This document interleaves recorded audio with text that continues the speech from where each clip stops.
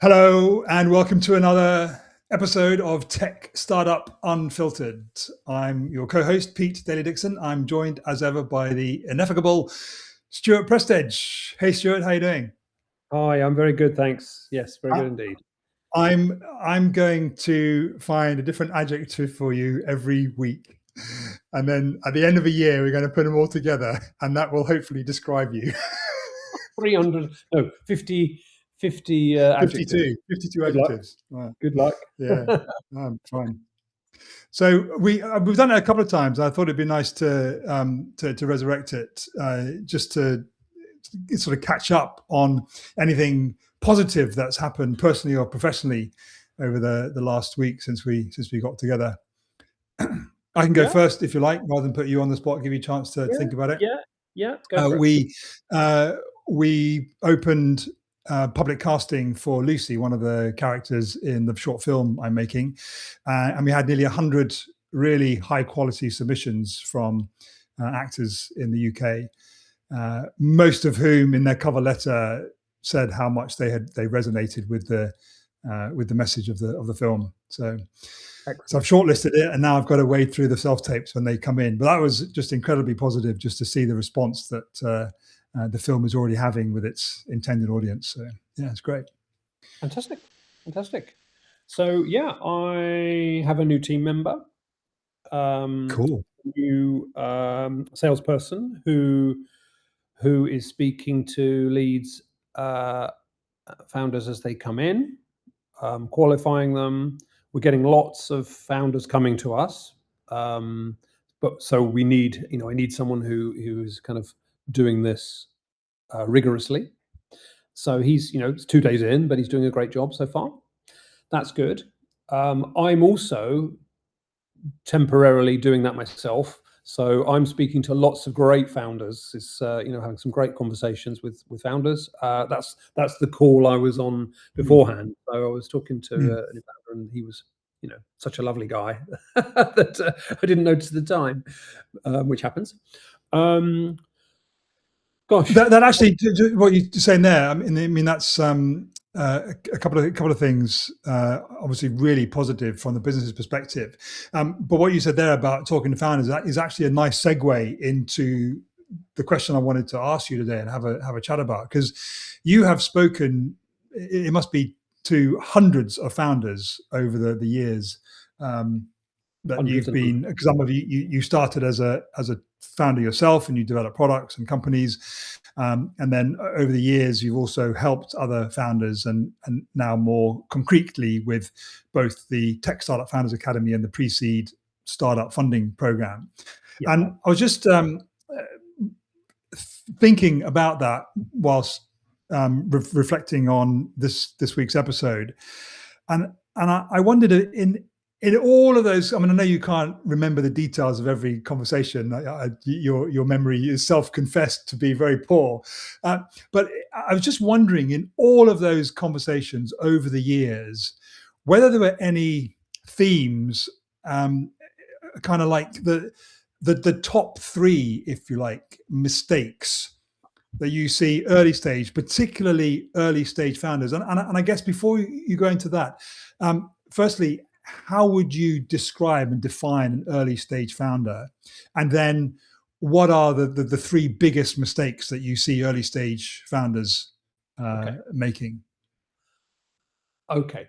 Early stage founder can be anyone who's, well, arguably someone with an idea isn't yet a founder.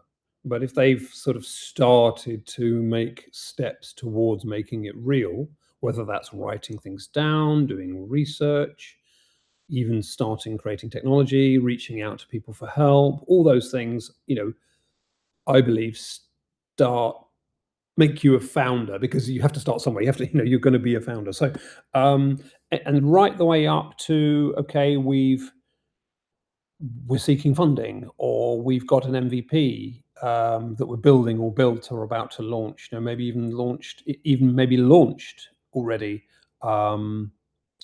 possibly with some early customers. So early stage is anything, in my mind, and it's obviously, not a well-defined term, but anything that is kind of pre-market fit. Now that in itself is a term that isn't strictly defined, but anything that is like we're still experimenting, we're still learning, we're still working out what works and what doesn't work and what people need and how to deliver it and what the right pricing model is and all that kind of early R&D experimentation research phase. Mm. So I guess it's not then necessarily tied to whether they've received investment or not. No, because you can receive in pre-seed funding or friends and family funding or whatever, and still be early stage. And still not have a Scooby Doo about what what the right approach is. Well, I mean, I certainly don't advocate reaching out to investors until you're ready. I mean, that was the conversation I just had with a founder. He said, "Oh, I'm going to start speaking to investors," and I'm like, "Are you investor ready?" I have never heard of that term.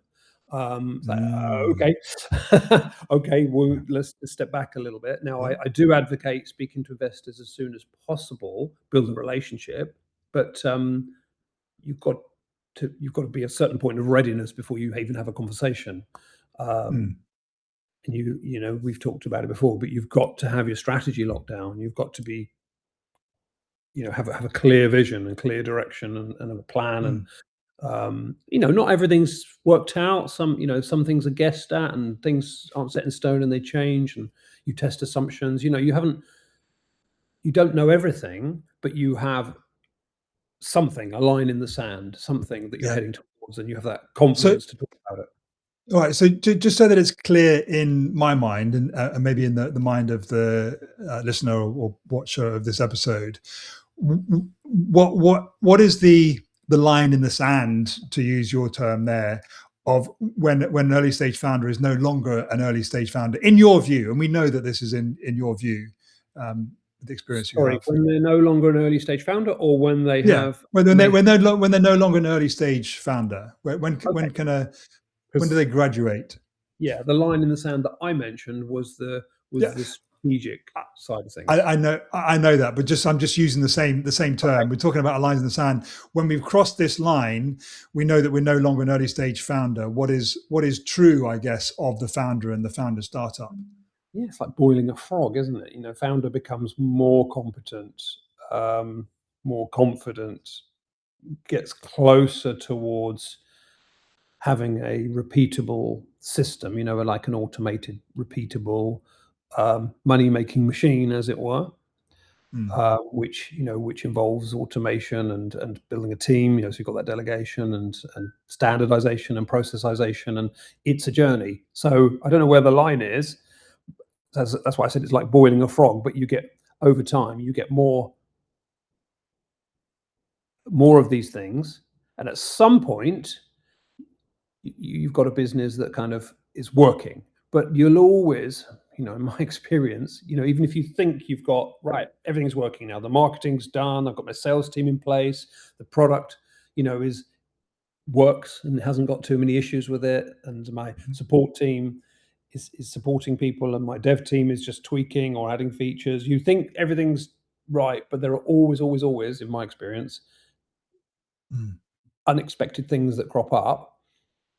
So you're never in a position where you can just, sit back and watch it all working nicely. And besides, entrepreneurs don't have that mindset. Entrepreneurs have that mindset of, okay, what now can we do now? What can we do more?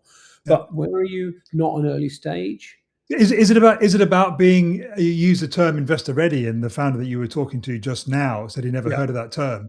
Is it about being investor ready? When you think of everything that goes into being investor ready, is that early stage? No, it is early stage, and it's beyond. You early stage. What about when I am investor ready, like Mhm. fully investor ready? So, and everything that's involved in that, and we can go into Still the early detail of that stage. in future Still early episodes. stage. Like, is that when I'm no longer early stage, when I am investor ready? No, you're still early No, stage, because stage. if you if you've got your strategy and you want to get investment, and you get investor ready and you're raising fund, you're still early stage. You might not have a product yet. I Mm, mean, it's getting less and less. It's getting harder and harder to get investment without a product, without something, especially with vibe coding now. It's kind of like a table stakes now, what it didn't used to be. But you haven't got a launched product, say, and even when you launch, you're still early stage because you haven't necessarily got what I was mentioning before, product market fit. So you might not have got it right. You might not have got your marketing right. You might not have got your product right. And I think that as I said, it's a big, thick grey line. But I think until you've got an engine that works, people, you've got a product that resonates with people, and it's flying off the shelves, and the marketing works, then. So is it product market fit then? Would you, if you had to say one thing? That's the closest milestone that I would say is the boundary between early stage and not early stage, in my opinion. Yeah. Cool. And that there's so much is talked about and written about product market fit that I'm sure there's enough for at least one, if not more, episodes of Tech Startup Unfiltered on that. Okay, so we've got some kind of boundary now, if you like, between being early stage and not early stage. It's not late stage, but just we're moving to the next stage of being a founder. Yeah. So in this early stage space for a founder, with all the conversations you've had with founders over the years, what would you say are the three biggest mistakes that founders make? So I'd just like to say, first of all, asking me for the three biggest of anything is mean, because I've got to think of them all and then prioritize them and then pick the top three. So okay, well, what are the three that, just when I talk about the three mistakes that early stage founders make, what are the three that immediately come to mind? I think is probably a better question. So the biggest one by far is to start building a product, because you have a problem, or you see a problem and you think there's a problem that needs fixing, and starting to build a product. Worse still, paying someone else to do it. Because obviously you've got tech founders and non-tech founders. So you've got founders that can build product themselves, which again is becoming more and more because you've got vibe coding. So quite a few of my clients now are building their own products through vibe coding. That's a whole other story about the pitfalls of that. But lost my train of thought. Yeah, the biggest mistake is to make a product before you've done proper validation. We've talked about this 100 times, but it happens time and time and time again.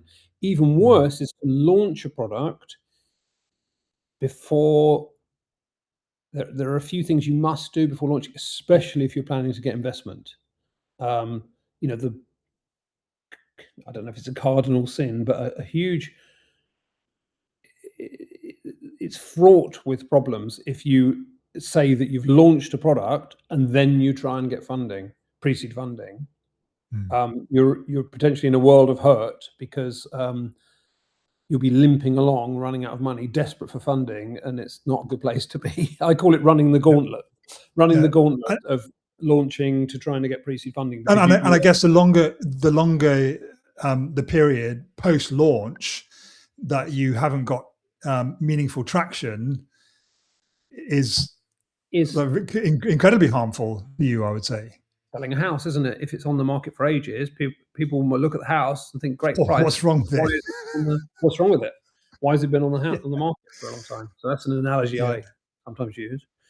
So that's one big problem. Yeah, it's ironic though, isn't it, Stuart? Because in the conversations that I've had with founders in the the couple of years that you and I've been working together, so many of the founders almost they're really proud, and it's almost like a badge of honor that they've spent £20,000 in getting their product built by development company, or they spent 2 years building this thing. So there seems to be a real dichotomy of opinion, dissonance, whatever the word is, a big gap between what the unfiltered truth is of building a startup, which you just shared with us, and what so many founders come in and start doing. So firstly, why is that? And secondly, what can we do about it? Two very good questions. So why is that? Maybe because it's tangible. People want to make stuff. They have this mindset that they want to create a business and they want to make a product, and they almost can't stop themselves. This is the fun and easy thing to do, and this leads into the second problem I'll come on to in a minute. It's fun and easy to do, but also it's an education thing. They're not new founders are not aware of doing proper market research first, and that's hard and boring, time consuming. If you've never done it before, for sure. Yeah, and if you don't know about it, it's obviously then you're not going to do it. So that I think that's the reason. What can I do about it? I shout it from the rooftops to anyone that will listen. That's all. That's different ways. Things like this, and I do posts, and I have we have the academy obviously, and I speak to. So I don't typically normally I don't speak to people who apply for my program. They go through the process. They speak to my team before they speak to me. So they got going to get highly qualified. Then they speak to me, but they know this and they ask this kind of question. What have you done? What market research have you done? Kind of thing. What's the market sizing? What risks? What are the risks? Don't talk to me about risk analysis. Most founders I speak to say, what? When I say, have you done a risk analysis? It's like, what? Of course not. And what amount does your business plan tell you that you need to raise? I get this all the time. I'm looking to raise X, and how have you worked it out? Someone told me I stuck my finger in the air and hope for the best. Yeah, exactly. I'll say just something before we move into the second thing which we alluded to there is I wonder if it's ultimately this the separation of church and state, whether there's a need to separate this distinction between the product, the software product is not the software business. Because I know you've talked about building 8 software companies, but in those companies you created 22 products. And I wonder if so one of the problems is this kind of conflation of I'm building a product, so therefore I'm building a software company, and the two are not the same. One is contained within the other. No, any business has to meet a need or a desire, but desire is arguably under the umbrella of need. And creating a product is just the vehicle towards that. It doesn't even have to be a product. There are multiple ways of meeting a need. And that's all you're doing. It's just a means to an end, but you can't start with that. At least you're much more likely to fail if you start with that, I think. Okay, so starting to build something, especially paying someone else to build something right out of the gate, that's number one. So what's number two? So I think it's a tie between number two. So in joint second place, I'm going to work backwards actually this time. So I normally would have said market research, but I'm going to work backwards. So assuming you've thought through your strategy and done your market research and understood your business requirements, assuming you've got that, you shouldn't just then go and speak to a developer. So that's the time at which you think, right, now I know I want to build, I know what the product's got to do. I've done my research, I've had my conversations, etc., etc. I know my business model. I now need to build the product. Now, big mistake is just to go and talk to a developer and say, I need a product that does X, Y, and Z. How much will it cost me? Can you build it for me? How much will it cost me?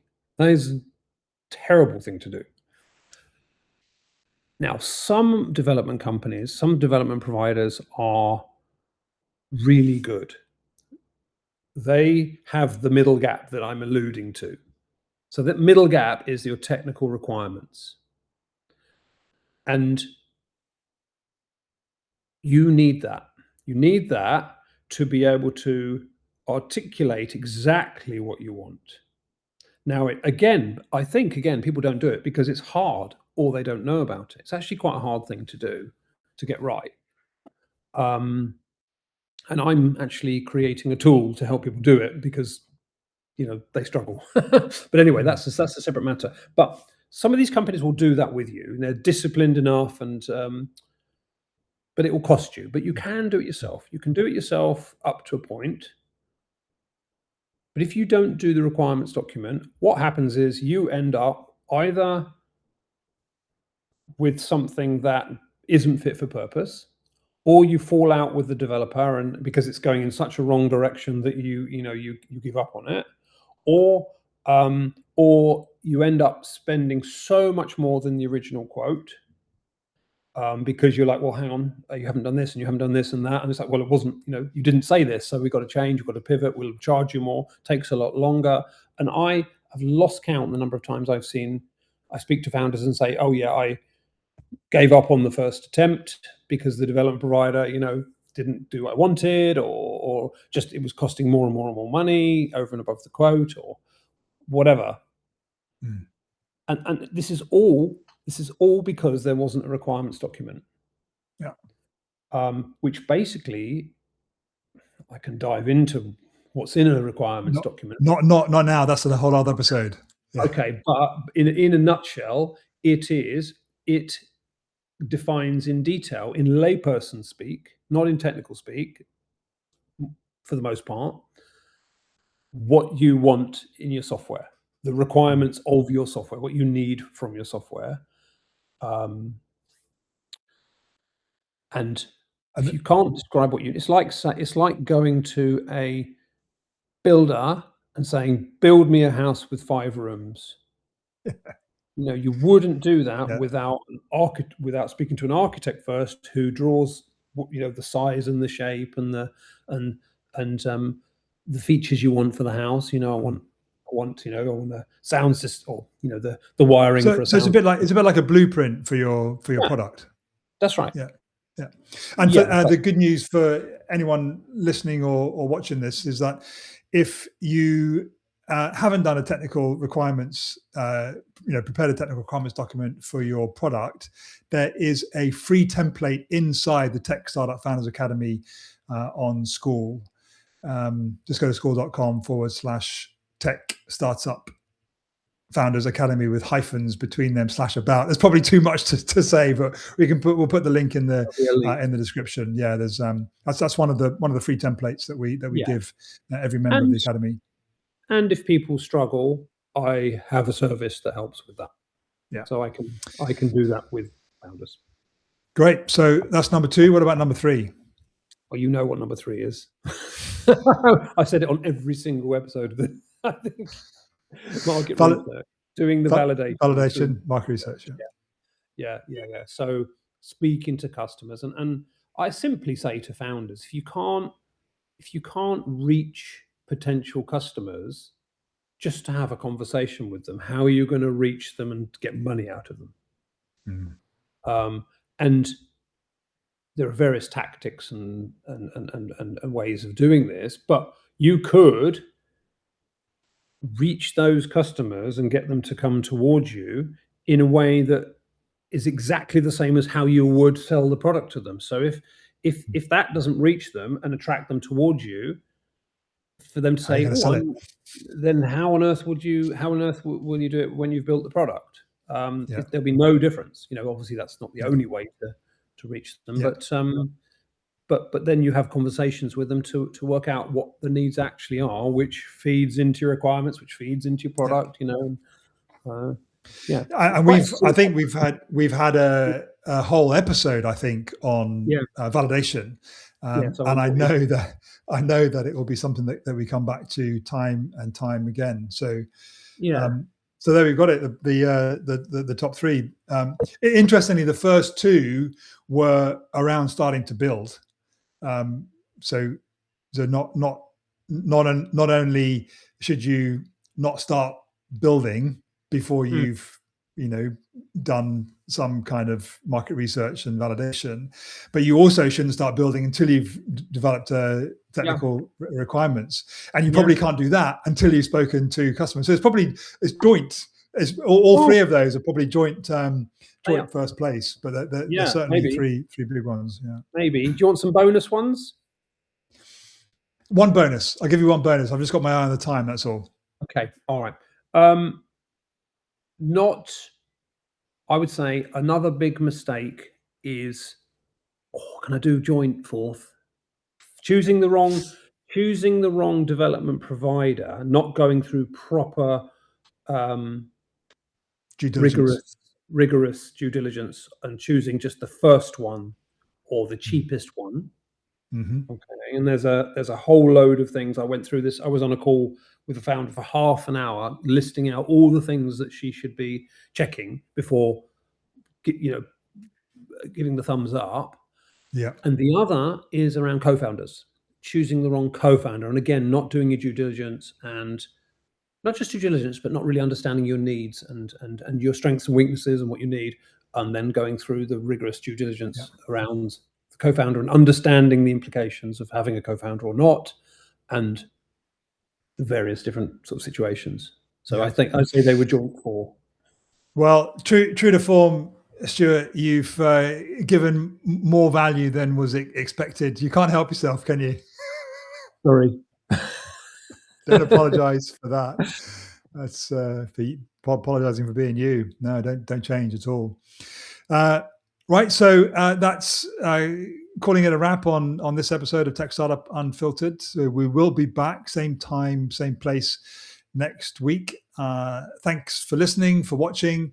And if you're not yet in the Tech Startup, getting confused between Tech Startup Unfiltered and Tech Startup Founders Academy. If you're not yet in the Tech Startup Founders Academy on School, then click the link in the description, and we'll see you in there. But until then, it's goodbye from me. And goodbye from me. Thank you very much. See you. Cheers. Bye-bye.